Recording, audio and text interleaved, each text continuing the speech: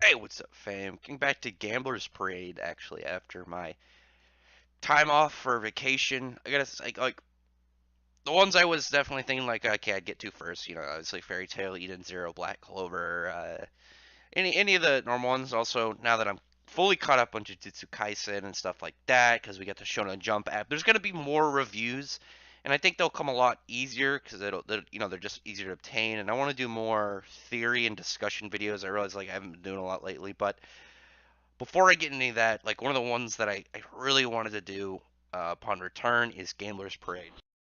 Obviously, if you've seen my reviews, like they don't get as much attention as some other ones, which I'm hoping will change because I really I'm trying to get people into this series. It's really enjoyable. I hope you guys can, if you're enjoying the series as well, then you can also recommend it to people. It's pretty fun. I actually really like it. It reminds me a lot of early Yu-Gi-Oh. Just the way but like the original version was just based on like weird gambling games to the death. That's kind of pretty much what this is about.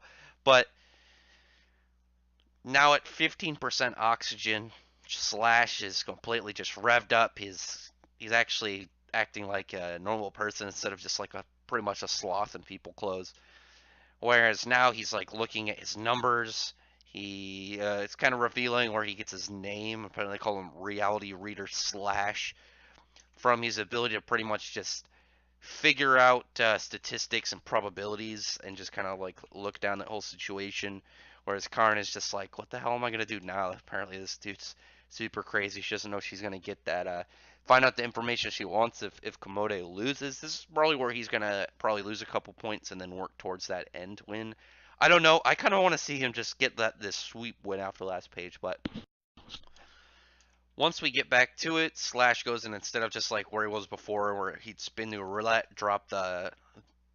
Is it a roulette ball? Actually, I don't know what the little ball is called in a game of roulette, but he just throws it in now. You see it like bouncing around, making this six-pointed star actually that was in there. I'm wondering if that was on purpose. Either way, pretty cool looking. It gets his number, and then it ends up getting ready for Komode's turn. You hear me like, check. He doesn't re-roll. He's pretty confident on his number. And instead of Kumode doing something like, "Oh, I guess I gotta get serious now," it's more of just he starts to ask the question. He's like, "All right, actually, I have a quick question regarding cheating," and they go over like the strategy is you or your spotter can pretty much call it. And if you call out cheating and you're wrong, you lose a point of oxygen. But if you call it cheating, you're right. The person caught cheating loses automatically. But obviously, it's all based off of if you get caught. And Komode, just like thinking about it, is just oh god, he just dropped this face that I'm using with the last panel, which I wasn't expecting at all. So not only you can tell he's planning on figuring out how he can get away with cheating because he hates gambling. He's gonna figure out how exactly he can cheat his way to victory, which I think is really interesting for the character and says a lot early on, stuff that I don't think anyone really was seeing coming. Just the way that you think with from that is like you got the main character now. He's shown in manga, so I don't think that a lot of people were expecting the main character presumably to be this psychotic dude. I don't think anyone looks at this page and sees like, yeah, this guy's saying like, no, this dude looks crazy as hell.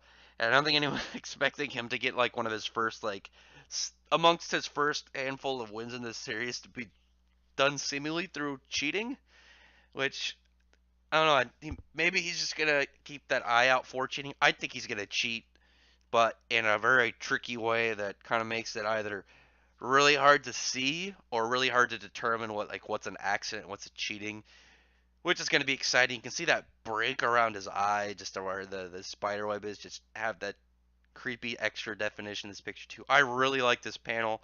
I thought this was pretty sick. I've read this chapter a few times just for this panel alone. But anyway, tell me what you think about the series. I'm gonna keep the reviews for these pretty short since they're still a pretty fresh series. I don't think as many people are reading it. I'm hoping I can get some people into Gambler's Parade still. I've been recommending it. Hope you guys can keep recommending it, and I hope that you also tell me what you think about this in the comments. And if you haven't yet, like, subscribe the video and my channel. Check out my other videos, and appreciate everyone who's already subscribed. Otherwise, thank you very much for listening.